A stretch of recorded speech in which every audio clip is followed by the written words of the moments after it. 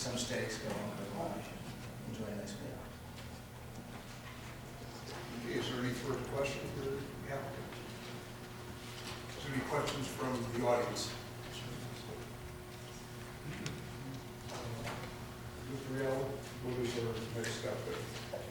I'll look at the letter tomorrow, and I'm sure I can be in contact with your law firm, and then we'll get something to council as soon as possible.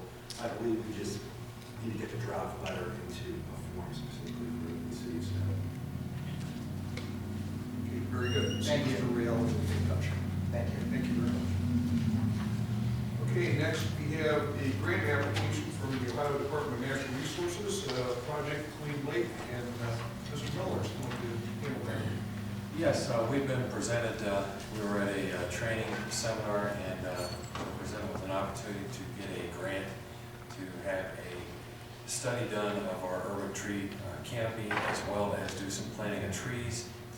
What this is doing is setting the table, because once you have this complete, we're in a much better position when future grants come up to identify and to apply for grants that will allow us to get trees and or to have to match those as well.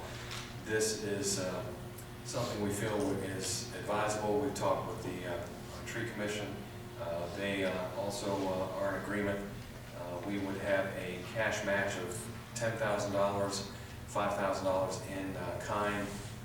It would complete a study, and it also would provide approximately $5,000 worth of trees to be planted in Kennesamira, which after the DOES project pretty much has had all the street trees removed in that area. So you have a letter in front of you that summarizes it, and I'm going to ask our council to place this on the agenda for Thursday and get this passed so that we can apply for the grant before the November 30th deadline.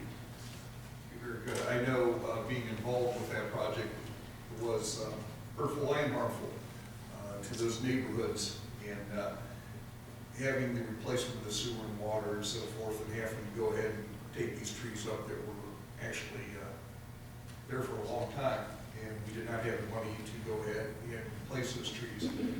I know we looked at that time to see if there was other ways that we could actually go ahead and buy these trees through different grants or different things like that.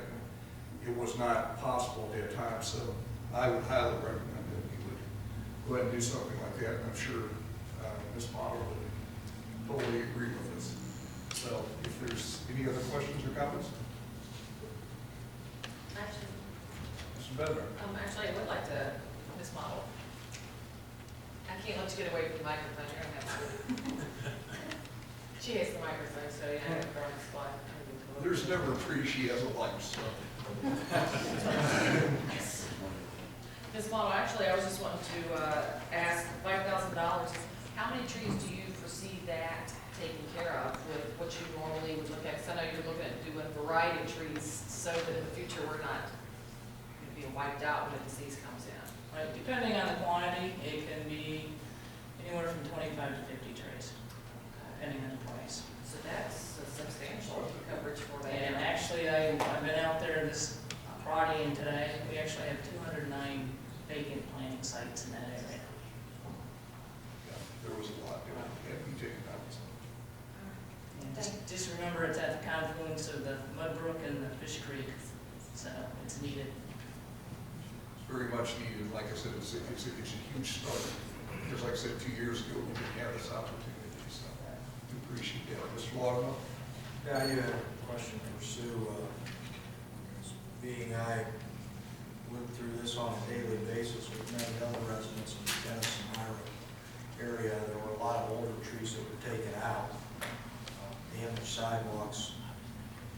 Is it going to be possible to replant these with trees that will, what kind of life expectancy will we get out of these? And I'm sure no concerns about storm sewer damage or sidewalk damage. And in that area, the side between the curb and sidewalks about 4.5, 5 feet. You definitely go with a smaller growing mature tree, something under 30 feet, especially because we have a lot of wires in there. Properly planted and watered like we do the first 2 years, we should have good success with no infrastructure damage down the road. Are these trees that you anticipate ever having to go back and take out? I mean, just because they've overgrown or? I look more, we'll probably have to take them out when they mature and decline.